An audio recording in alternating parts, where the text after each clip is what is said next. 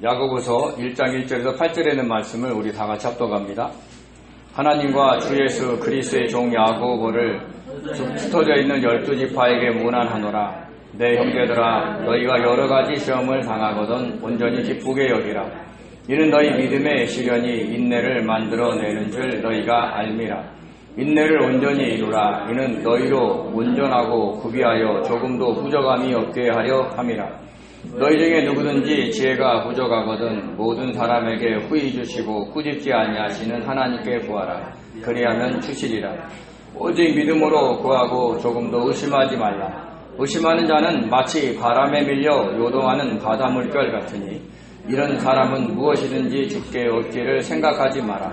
두 마음을 품어 모든 일에 정함이 없는 자로다. 아멘. 기도드립니다. 은혜로우신 하나님 감사드립니다. 하나님의 귀한 말씀이 선포되는 이 시간을 축복하시고 아버지 모든 어둠의 세력을 하나님 몰아내 주시옵소서. 아버지 이곳과 방송을 통해 참여하는 모든 성도님들의 있는 곳에 성령 충만함을 허락하여 주시고 하늘의 천군 천사로 보호하여 주시옵소서. 아버지 한순간도 아버지 주님을 향한 마음을 놓치지 않도록 은혜 베풀어 줄 줄 믿사옵고 감사하며 예수님의 이름으로 기도드립니다. 아멘. 잘 알다시피 지금 제11호 태풍 흰남노가 우리나라로 올라오고 있습니다. 그동안 우리나라에 가장 큰 피해를 준 태풍에는요 1959년에 사라와 2003년에 매미가 있었습니다. 사라의 중심기압은 951점 헥토파스칼로 가장 강력했고 매미는 954 헥토파스칼로 두 번째로 강력했습니다. 이번에 올라오는 흰남노는요 그 중심기압이 250 헥토파스칼로 사라와 매미 때보다도 더 강력할 것으로 예보되고 있습니다. 태풍은 중심기압이 낮으면 낮아질수록 강력해지는데 이 흰남노가 사라와 매미 때보다도 훨씬 더 낮은 상태에서 우리나라에 상륙할 것이라고 합니다. 그래서 기상청 예보 분석가는 한 번도 예상하지 못했던 태풍 피해가 발생할 수 있다라고 우려를 전하고 있습니다. 더군다나 이 태풍 흰남노가 발생한 지역이요 북위 25도 위쪽에서 발생을 했습니다. 보통 슈퍼 태풍들은 북위 25도 이하인 아열대 지역에서 발생을 하는데 그동안 한 번도 일어나지 않았던 곳에서 발생을 한 것입니다. 기후변화로 해수면의 온도가 올라가서 생긴 일이죠. 그래서 앞으로도 이런 태풍이 자주 발생할 것이고 그 세기가 점점 더 강해질 것이라고 합니다. 전 세계가 합쳐서 힘을 합쳐서 이산화탄소 배출량을 획기적으로 줄여 이상기후 현상을 막지 않는다면 더 큰 태풍 피해가 계속해서 발생할 것입니다. 이렇게 예고된 대로 태풍 흰남노가 남해안, 지금 예정으로는 통영부근으로 상륙한다고 합니다. 그러면 추석을 앞둔 시점에서 그 지역에 큰 피해를 입힐 것입니다. 함께 기도해 주시기 바랍니다. 태풍의 경로가 바뀌어달라고 막 기도를 했는데 하다 보니까 바뀌면 중국이나 일본에도 큰 피해가 있을 것 같아서 그 기도를 하지 않고 주님 태풍의 세기가 줄어들도록 기도해 주십시오라고 기도 제목을 바꿨습니다.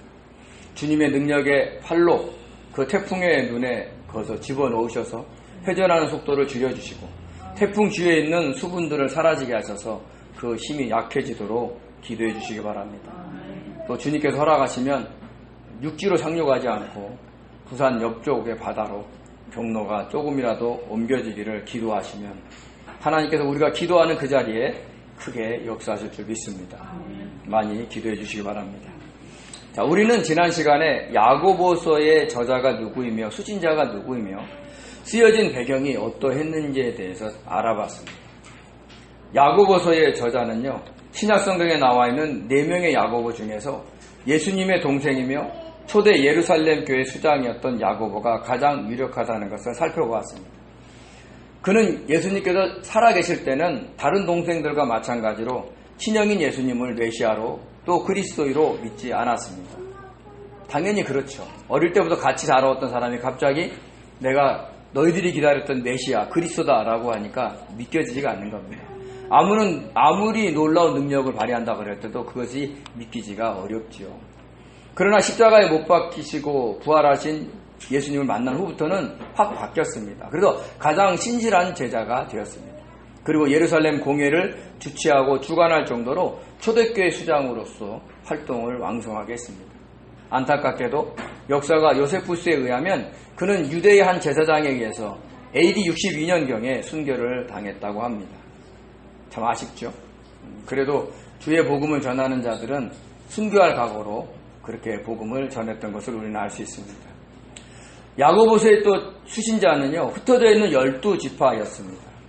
흩어져 있는 12지파는 북이스라엘의 멸망으로부터 시작된 디아스포라 유대인들의 자손들입니다. 북이스라엘의 멸망, 그리고 이어지는 남유다의 멸망으로 포로가 된 12지파의 이스라엘 백성들은 아수르와 바벨론을 비롯해서 주변의 많은 나라로 흩어져 살게 되었습니다. 그리고 스데반 집사의 순교 이후 유대인들의 박해가 가장 심해지니까 그 그리스도인들이 뿔뿔이 흩어지면서 그들이 정착한 지역에 있는 디아스포라의 유대인들과 원주민들에게 복음을 전하게 된 것입니다. 그때 많은 사람들이 예수님을 구주로 믿고 구원을 받는 역사가 있었습니다. 그리고 그 지역에서 신앙 공동체를 이루며 살았는데 그 공동체 안에서도 많은 문제들이 생겨나기 시작을 했던 것이죠. 사람이 모여있는 곳에는 문제가 안 생길 수가 없는 것입니다. 또한 이 디아스포라 그리스도인들은요, 정착한 지역에서는 항상 소수민족이었습니다. 그 지역의 지배사회와 주류사회로부터 멸시와 천대를 받았고 끊임없는 부당한 대우를 받았습니다. 그로 인해 여러 가지 문제들이 생겨났고 많은 시험거리들이 있었습니다. 또 그들 가운데는 그 지역의 지배사회와 주류사회로 들어가려고 믿음보다는 세상의 풍조와 흐름에 순응하며 살았던 그리스도인들도 있었습니다. 이렇게 그 지역의 지배사회와 주류사회로부터는 핍박과 미혹, 그리고 신앙 공동체 안에 생기는 많은 문제들로 인해서 여러 가지 시험을 받을 수밖에 없었는데, 그런 사정을 알게 된 야고보가 마지막 때를 살아가는 그리스도인들이 어떻게 행동해야 하는지를 편지에 써서 흩어져 있는 12지파, 즉 디아스포라 그리스도인들에게 보낸 편지가 바로 이 야고보서입니다. 오늘을 살아가는 그리스도인들은요, 그 나라의 지배사회와 주류사회로부터 많은 핍박과 미혹을 받고 살아갑니다. 세상의 풍조의 흐름에 빠지지 않고 주님의 말씀대로 살아가려는 성도들에게는 자연적으로 많은 시험들이 닥쳐오게 되어 있습니다. 비록 우리들은 다른 나라로 이주해서 살아가는 디아스포라 그리스도인들은 아니지만 영적으로는 하나님 나라의 백성으로서 이 땅에 이주해서 살아가는 디아스포라 그리스도인이기 때문에 이 야고보서의 교훈은 우리에게도 큰 가르침과 위안을 줄 것입니다. 주님께서 야고보 사도를 통해 우리에게 전하고 싶어하는 말씀을 이제부터 하나하나 살펴보기로 하겠습니다. 우리 야고보서 1장 2절에서 4절을 같이 읽겠습니다. 내 형제들아, 너희가 여러 가지 시험을 당하거든 온전히 기쁘게 여기라. 이는 너희 믿음의 시련이 인내를 만들어내는 줄 너희가 알미라. 인내를 온전히 이루라. 이는 너희로 온전하고 구비하여 조금도 부족함이 없게 하려 함이라. 아멘. 제가 이렇게 설교 중에 원어로 설명할 때가 있어요. 근데 그 원어로 설명하는 이유가 있습니다. 왜냐하면 이스라엘의 문화와 우리나라 문화가 다르고요, 쓰는 단어의 의미가 달라요. 그래서 그 원어의 참뜻을 알지 못하면 우리나라의 그 문화로 이해를 할 수 있습니다. 그러다 보면 그 주님의 뜻을 잘못 해석할 수가 있기 때문에 제가 할 수만 있으면 우리와 좀 다르면 원어를 그 뜻이 무엇인가를 알려드리면서 설교를 하는 것을 이해해 주시기 바랍니다.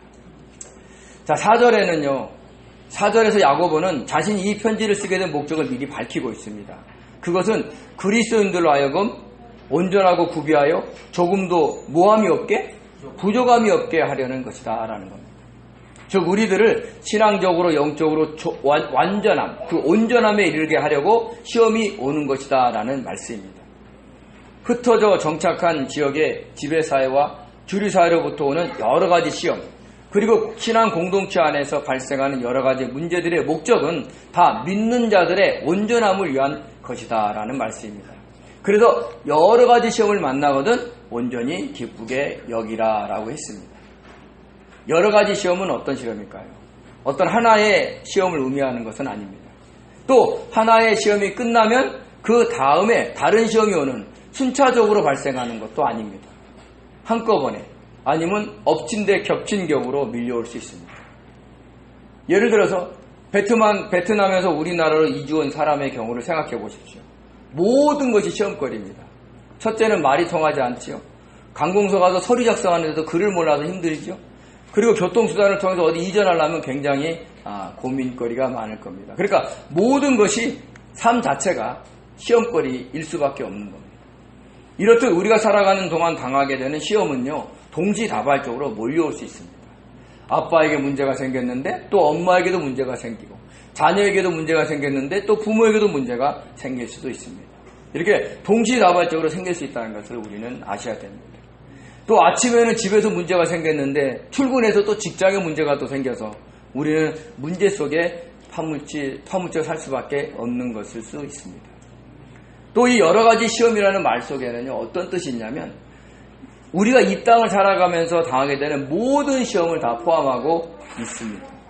즉, 한 개인이, 저와 여러분이 이 땅을 살아가는 동안 발생하는 우리가 경험하는 모든 시험을 다 포함하고 있다라는 것을 우리는 아셔야 됩니다. 그렇게 엄청나게 많은 시험을 당하거든 뭐 하라고요? 온전히 기쁘게 여기라. 미치지 않으면 쉽지가 않는 행동입니다. 사실 우리가 영적으로는 약간 미쳐야 됩니다. 성령 충만함을 받으면 마치 술 취한 것처럼 이게 문제인지 문제가 아닌지 모르고 살아갈 때가 있어야 되는 거죠. 자, 여기서 온전히의 헬라어가 파스인데요. 4절에서 나와 있는 온전한의 헬라어 텔레이오스와는 다른 의미입니다. 그러니까 온전히 기쁘게 여기라의 파스는요, 모든, 온갖, 각각의 모든이란 뜻이 있고요. 그리고 텔레이오스는요, 완전한, 완성한, 성숙한이란 뜻이 있습니다. 그러므로 파스는 다양한 종류의 여러 가지 시험을 당하거든 모두 전부 기쁘게 여기라는 뜻을 갖고 있습니다. 일생을 살아가는 동안 겪게 되는 모든 시험을 전부 기쁘게 여기라는 뜻이죠. 이것이 가능한 일일까요? 우리 육신의 능력으로는 절대로 불가능한 일입니다. 우리는 어떤 한 가지 시험도 기쁘게 여길 수 없는 사람들입니다. 그래서 시험이 올 때마다 짜증내고 불평하며 원망하고 저주하면서 살아가는 것이 우리들입니다. 그러므로 온전히 기쁘게 여길 수 있는 것은 우리의 힘과 능력으로는 되지 않습니다. 그럼 어떤 능력이 있어야 되느냐? 성령의 능력이 우리에게 주어져야 되는 거죠. 그래서 우리는 늘 성령의 역사하심을 구하면서 살아가야 된다는 것을 잊지 마시기 바랍니다. 자, 그러면 모든 시험을 성령의 역사하심을 구하면서 온전히 기쁘게 여길 수 있는 방법이 있을까요? 여러 가지 시험을 대하는, 인생을 살아가는 동안 겪게 되는 모든 시험을 대하는 우리의 마음가짐이 달라지면 됩니다. 어떻게 달라지면 될까요? 그것은 그 시험들을 믿는 성도들을 향한 믿음의 시련으로 보는 겁니다. 그러니까 저와 여러분의 믿음의 시련으로 바라보는 눈을 가져야 된다 하는 것을 이야기하고 있는 것입니다. 2절의 시험의 헬라어가요, 페이라스모스인데 시험, 시련, 의혹이라는 뜻이 있고요. 3절의 믿음의 시련에서 시련은 도끼미온인데 시험, 시련, 진짜의 순수한이라는 뜻이 있습니다. 이 시련에 해당되는 히브리어가 자카크인데 이 단어는요, 정죄, 재련이라는 뜻이 있습니다. 즉 믿음의 시련은 성도를 정죄하고 재련하려는 믿음의 시험이라는 뜻입니다.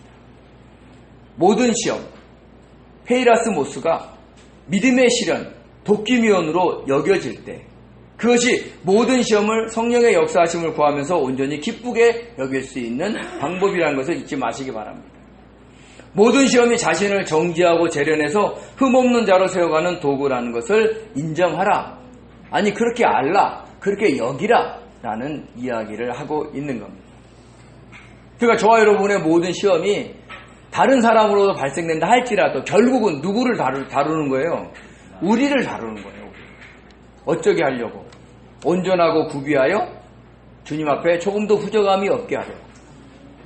가령 이 세상의 풍조와 흐름인 물질 만능주의, 출세 지상주의 등으로 시험이 올 때 성령의 역사하심을 구하며 그것을 믿음의 시련으로 여기고 온전히 기쁘게 여기면서 주님의 말씀에 비추어 봐 옳지 않으면 지혜롭게 거부하면서 견디는 것이 그 과정에서 우리가 인내를 만들어내는 것입니다. 생각지도 않는 생활의 시험이 올 때 성령의 역사하심을 구하며 그것을 믿음의 시련으로 여기고 온전히 기쁘게 여기면서 그 시험을 대하는 자신의 감정을 살펴서 자신의 욕심과 욕망, 자존심과 체면에 관련된 것이라면 자기를 부인하고 자기 뜻을 내려놓으면서 견디는 것입니다. 그 과정에서 우리의 인내가 만들어지는 것이죠. 칼빈은 이 구절을 주석하면서 다음같이 말했습니다. 주님께서 우리에게 주시는 고통이 다양한 것은 사리추구, 탐욕, 질투, 탐식, 이 세상에 대한 과도한 애착, 그리고 우리를 둘러싸고 있는 부지기수한 욕망들을 치료하는 데는 한 가지 약만 가지고는 안 되기 때문이다 라고 설명을 했습니다. 우리 내면을 치료하는데 외부의 여러 가지 시험으로 그것을 약을 쓰고 있다라는 뜻을 이야기하고 있는 겁니다. 사실 우리 내면에는 주님께서 기뻐하지 않는 자신 안에 견고한 진안에 타고난 성품과 감정들을 수없이 쌓아놓고 있습니다. 그래서 조그만 시험이 와도 그에 해당되는 성품과 감정이 건드려져서 괴로워하고 슬퍼하며 답답하고 짜증내면서 화를 내는 것이죠. 그러므로 성도들은 항상 주님께 마음을 들이면서 자신의 감정을 살피면서 말하고 행동하는 훈련을 해야 합니다. 누구의 어떤 말이 자신의 어떤 감정을 건드리는지, 누구의 어떤 행동이 자신의 어떤 성품을 건드리는지 살펴봐야 합니다. 그래서 먼저 자신의 내면을 돌아보면서 자신의 잘못된 성품과 감정을 주님께 고백함으로 회개하고 그 모든 것을 믿음의 시련으로 여기면서 기뻐하면서 그것을 인내로 만들어 가야 하는 것이죠. 자신의 마음을 주님께 드리고 자신의 감정을 살피는 것이 바로 성령의 역사하심을 구하는 행동입니다. 자신의 뜻대로 감정대로 말하고 행동하지 않겠다는 결연한 의지이기도 하는 것입니다.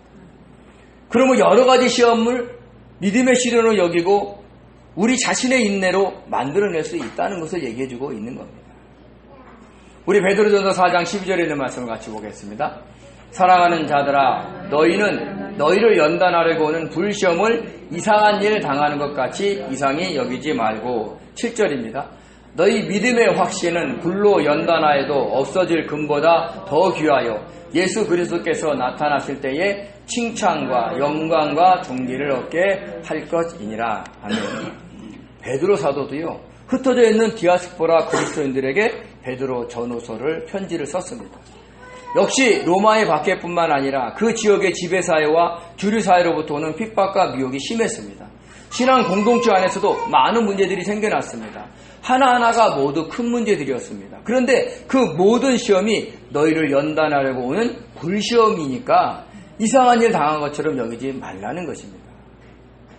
믿음의 시련을 통해 인내를 견고하게 세우시면 없어질 금보다도 귀하여서 주님이 다시 오실 때 칭찬과 영광과 존귀를 얻게 될 것이다 라는 말씀입니다.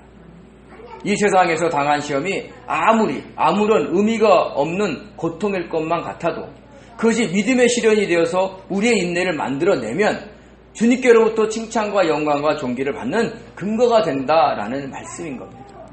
그래서 어떤 하나의 시험도 그냥 허투루 보낼 수가 없는 거예요. 왜? 우리를 만들어가는 것이니까. 저와 여러분이 주님 앞에 섰을 때 가장 만들어지는 모습이 뭐예요? 롤렉스 시계를 차고 화려한 보석을 하고 좋은 옷을 입고 주님께 만나는 게 절대 아닙니다. 그건 아무런 소용이 없어요. 우리의 변화된 모습이 하나님 앞에 드려져야 되는 거예요. 그래서 그때 영광과 칭찬과 존귀를 받게 되는 것을 잊지 마시기 바랍니다. 그러므로 우리가 일상에서 만나는 작은 시험부터 큰 시험까지 모든 시험을 믿음의 시련으로 여기고 인내를 만들어갈 줄 아는 지혜로운 성도님들이 다 되시기 바랍니다. 자, 그러면 우리가 만들어가야 할 인내는 무엇일까요? 인내의 헬라어 히포모네는요, 경고의 섬, 확고부동함, 기다림이라는 뜻이 있습니다. 인내는 단순히 어떤 일을 참고 견디는 것만 의미하는 것이 아닙니다. 그 참고 견딤을 넘어서 견고하게 서는 것까지를 이야기합니다. 그래서 야고보 사도는 그 인내를 온전히 이루라라고 했습니다. 여기에서 온전히의 헬라어가 아까 온전히 기쁘게 여기라는 그 파스가 아니에요. 전부 기쁘게 여기라는 게 아니라 완전한, 완성한, 성숙한이라는 헬라어 텔레이오스입니다. 즉 인내를 완전하게 이루라라는 뜻을 갖고 있습니다. 완전하게, 성숙하게 견고히 서라라는 뜻을 갖고 있습니다. 각각의 시험을 통해서 인내를 완전하게 이루고 견고히 서라는 당부의 말씀인 겁니다. 그래야 믿는 자들이 온전하고 구비하여 조금도 부족함이 없게 된다라는 것을 우리들에게 알려주고 있습니다. 그래서 사도 바울도 너희가 환난 중에 즐거워하라 라고 말씀을 한 겁니다. 우리 로마서 5장 3절에서 4절을 같이 읽겠습니다. 다만 이뿐 아니라 우리가 환난 중에도 즐거워하나니 이는 환난은 인내를, 인내는 연단을, 연단은 소망을 이루는 줄 알미로다. 아멘. 여기서 연단의 헬라어가 도끼매입니다. 시험, 인정받는 자질, 자격이란 뜻이 있고요. 아까 시련의 헬라어 도끼미온과 같은 어원을 가지고 있습니다. 즉 환난은 인내를, 인내는 연단을 이라는 말은 환난을 통해서 인내로 견디면서 확고히 서면 시험을 통과했다고 인정받는 자격을 갖추게 된다라는 뜻이 바로 이 연단이라는 뜻 속에 있다는 겁니다. 근데 우리나라 말로 연단은 어떤 뜻이에요? 그냥 막 여기에 치이고 저기에 치이고 막 갈고 깎이고 막 이런 것만 생각하잖아요. 그러니까 우리가 그 연단을 통해서 어떤 고통을 무조건 견디는 것으로 해석하면 오늘 사도 바울이 우리들에게 전하는 그 연단의 의미를 우리가 제대로 알 수가 없습니다. 그래서 원어의 뜻대로 연단은 하나님의 나라를 소망하며 위의 것을 추구하며 속사람이 새로워지는 자로 인정받는 자격을 갖춘다라는 것을 우리는 아셔야 됩니다.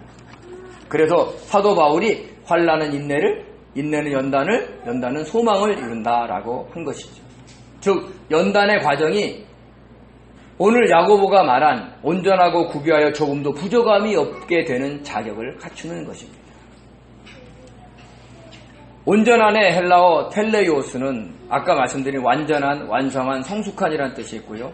구비한의 헬라어 솔로클레로스는 완전한이라는 뜻이 있습니다. 특별히 홀로클레로스는요. 전부의 완전한의 헬라어 홀로로스와 제비의 헬라어 클레로스에서 유래됐습니다. 제비뽑기로 정한 모든 것이다 라는 것을 뜻하는 거죠. 제비뽑기로 무작위로 뽑아도 완전한 상태에 이른다는 것을 의미하고 있는 겁니다. 제비뽑기식으로 무지하게 시험이 와도 성령의 역사하심을 구하며 믿음의 시련으로 여기고 인내를 만들어 시험을 통과한 인정한 자로서 요구되는 모든 것을 갖춘 상태를 의미하고 있는 것이죠. 그러니까 갑자기 툭 오는 거예요. 시험이 온다고 우리들한테 3일 전에 전화를 합니까? 아니면 어떤 징조를 보여줍니까? 갑자기 그냥 편하게 있는데 갑자기 가정에서 어떤 문제가 툭 불거지는 거죠. 한마디 말로 인해서, 하나의 행동으로 인해서. 그러니까 제비뽑기식으로 그냥 사탄이 너 문제 여기 있다고 탁 던져주는 거예요. 그런다 할지라도, 어떤 시험이 갑자기 닥쳐온다 할지라도 성령의 역사를 구하며 믿음의 시련으로 여길 수 있는 마음의 자세를 갖추는 것입니다. 그게 저와 여러분이 이 땅에서 해야 할 일들이에요. 직장에서 일을 해야 되고 가정에서 일을 해야 되는 것도 중요한 일이지만 정말 믿는 자가 해야 될 것이 이렇게 영적인 긴장을 놓치지 않는 것이죠. 그러므로 저와 여러분들도 어떤 시험이 갑자기 닥쳐온다 할지라도 당황하지 말고 성령의 역사하심을 구하며 믿음의 시련으로 여길 줄 알아야 합니다. 그래야 우리가 온전하고 구비하여 조금도 부족함이 없는 자가 될 수가 있습니다. 인생에서 많은 시련을 겪고 있는 성도들을 보면 참 안타깝죠. 근데 영적으로는 그보다도 복된 성도가 없을 수도 있습니다. 왜냐하면 주님 앞에서 온전하고 구비하여 조금도 부족함이 없는 자로 설 수 있는 기회를 많이 가졌기 때문입니다. 그래서 이 세상에서는요, 힘과 권력과 부를 가진 자들을 조금도 부러워할 필요가 없습니다. 그들은 자신이 가지고 있는 것으로 모든 시험을 이기려고 할 것입니다. 돈이 많으니까, 권력이 있으니까, 힘이 있으니까 그것을 막 척척 해결할 수 있는 거예요. 그러니까 사람들이 사람의 눈으로, 인간의 눈으로 보면 모든 시험을 넉넉히 이기는 참 부러운 사람으로 보이죠. 그러나 그들이 비록 믿는 자라 할지라도 주님 앞에 온전하고 구비하여 조금도 부족함이 없는 상태로는 설 수 없는 자라는 것을 우리는 아셔야 됩니다. 그렇지만 힘이 없고 가난한 성도들은 어떻습니까? 자신에게 오는 모든 시험을 믿음의 눈으로 보고 성령의 역사하심을 구하며 믿음의 시련으로 여길 수 있어요. 인내를 온전히 이루면서 주님 앞에 온전하고 구비하여 조금도 부족함이 없는 상태로 주님이 각자에게 요구하는 영적 표대를 향해 달려갈 수가 있다는 겁니다. 그러니까 가난이 연약함이 우리들에겐 힘이 될 수 있어요. 가난하고 연약하니까 이 땅에 방법이 없어요. 그러니까 어떻게 합니까? 자연스럽게 주님께 기도하고 성령께 의지할 수밖에 없는 거예요. 그러다 보면 그 모든 것들이 우리의 어떤 믿음의 시련으로 받아들이게 되고 그것을 인내를 이루면서 우리는 하나님 앞에 부족함이 없는 자로 세워져 가기 때문에 저와 여러분이 부자요, 권력자요, 힘 있는 자보다 영적으로는 복된 자라는 것을 잊지 마시기 바랍니다. 그러므로 성도들은요, 가난하든 부유하든 일상에서 오는 모든 시험을 믿음의 시련으로 보고 자신을 주님 앞에 온전하고 구비하여 조금도 부족함이 없는 상태로 서려고 인내한다면 저와 여러분의 인생 전체가 정말 복된 자의 삶이 될 것을 믿습니다. 그러면 우리가 온전하다, 구비하다라는 것을 우리가 일상에서 어떤 의미로 이해할 수 있을까요? 온전하다라는 것은요, 어떤 지점에서 출발해서 목적지까지 무사히 도착하는 것이 온전하다라는 뜻을 갖고 있고요. 구비하다라는 것은 필요한 모든 것을 다 갖춘 것을 의미하고 있습니다. 즉, 온전하고 구비하여라는 말에는 주님께서 믿는 모든 자들에게 주신 영적 표대를 향해 잘 달려가서 영적으로 성숙해서 그 목적지에 완전히 안전하게 도착하는 것이고 그 과정에서 주님이 요구하는 모든 것을 다 갖춘다는 의미를 담고 있습니다. 그러므로 여러 가지 시험을 믿음의 시련으로 여기고 인내를 온전히 이루면 주님께서 요구하시는 영적 표대에 도착하는 것은 물론 주님이 요구하시는 모든 것을 다 갖추게 되는 것입니다. 그래서 우리는 시험을 온전히 모두 전부 기쁘게 여겨야 하는 것이죠. 우리 빌립보서 3장 13절에서 14절 같이 읽겠습니다. 형제들아, 나는 아직 내가 잡은 줄로 여기지 아니하고 오직 한 일, 즉 뒤에 있는 것은 잊어버리고 앞에 있는 것을 잡으려고 표대를 향하여 그리스도 예수 안에서 하나님이 위에서 부르신 부름의 상을 위하여 달려가노라. 아멘. 사도 바울은요, 엄청나게 똑똑한 사람이에요. 가마리알의 수제자로서 감히 학문적으로는 대적할 사람이 없었습니다. 그런데 자신이 알고 있는 모든 지식을 배설물로 여기면서 또 자신이 이미 영적으로 충분히 성숙됐다라고 여기지도 않고 끊임없이 앞을 향해서 영적 표대를 향해 달려간다라고 얘기를 한 겁니다. 우리는 조금만 영적으로 뭔가 신비로운 어떤 능력을 발휘하면 다 된 것처럼 살아가는 은사자들이 생각보다 많습니다. 그래도 그분들은요, 말이 거칠어요.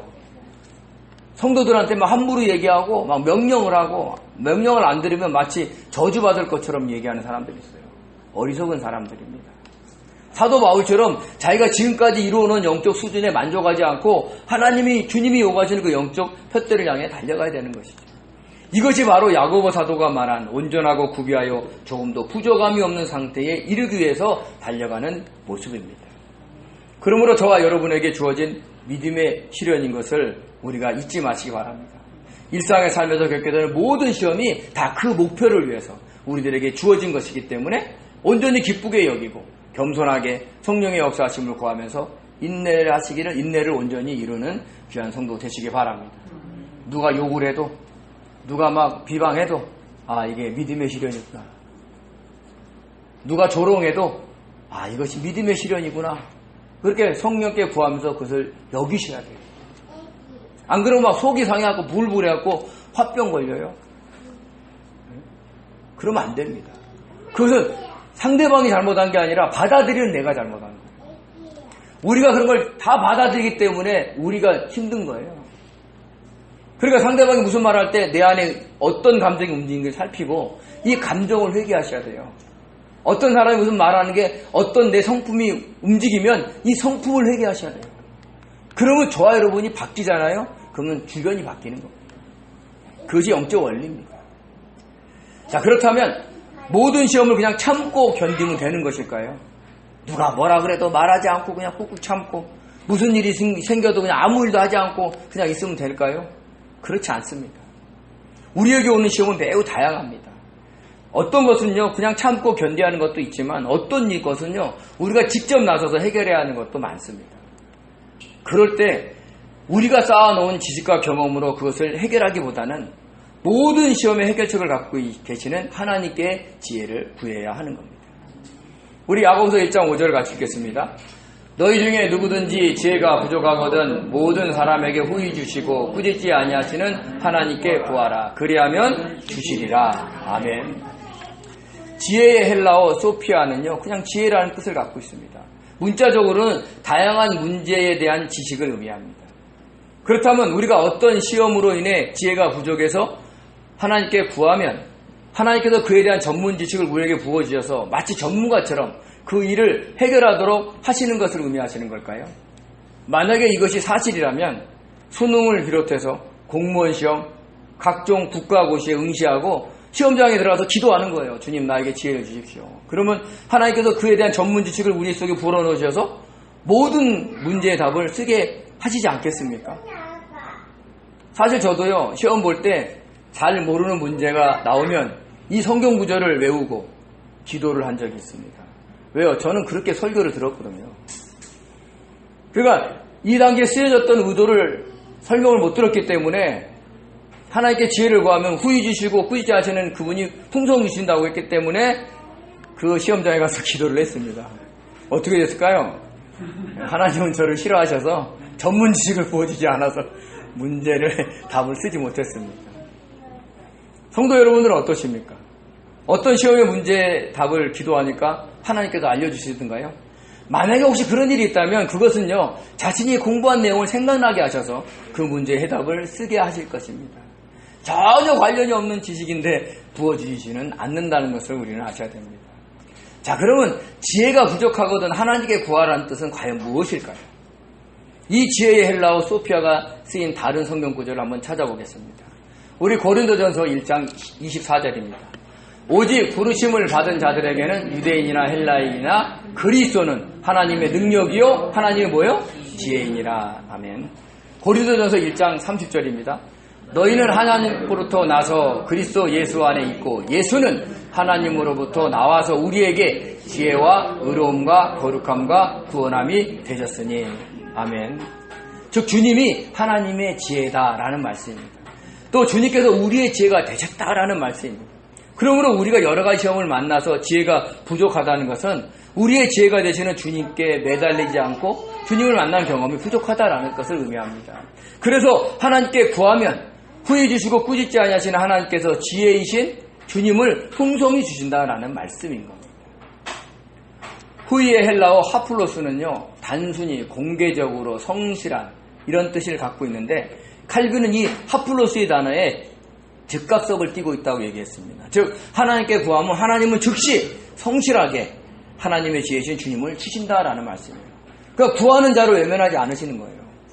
그리고 꾸짖지 아니하신다는 것은 아무리 자주 졸라대도 야, 너 이제 그만 좀 해라. 너 양심도 없냐? 체면도 없냐? 이렇게 꾸짖지 아니하시고 늘 기쁘게 주신다라는 뜻을 포함하고 있습니다.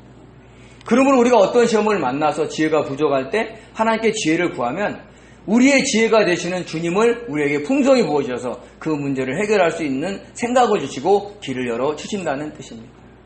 아무리 자주 달라고 졸라대도 뭐라 하지 아니하시고 기쁘게 주시지요. 그래서 무슨 문제를 만나든 무슨 시험이 오든 주님께 마음을 드리고 물어보라라고 우리가 자꾸 하는 겁니다.